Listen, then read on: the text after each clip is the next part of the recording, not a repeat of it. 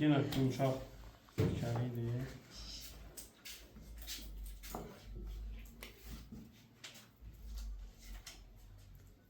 Bunun üstündeki o plonkaları götürürük.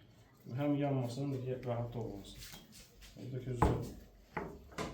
güzel şekilde uygulanacak.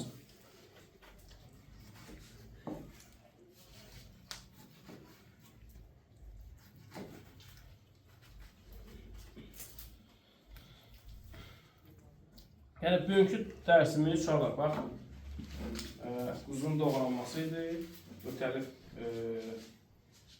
tikələr, müxtəlif yeməklər üçün və məsələn farşlıq ayırdım, sonra buğlamalıq ayırmışam, indi boyunda doğru, boyunda hani məsələn döş tərəfidir məsələn olsun.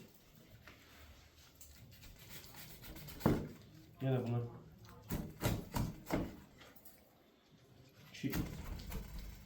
iki kaburganın arasında gözün ayında bu kesici böyle.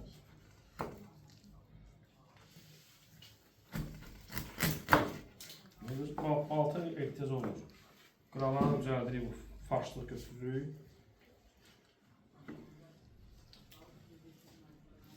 Mesela bunu kebaba da işlədə bilərsiniz. Buğlamaya da işlədə bilərsiniz. Çok yağlı olur. Ha baxır da, amma məsələn mən xoşlayıram onu. O sinə kebabını xoşlayıram. Döş kebabı olur. Quzun döşü. Tabii ki. Bunun sadece değil. Yok, onun sarısı da yumuşak. Yok.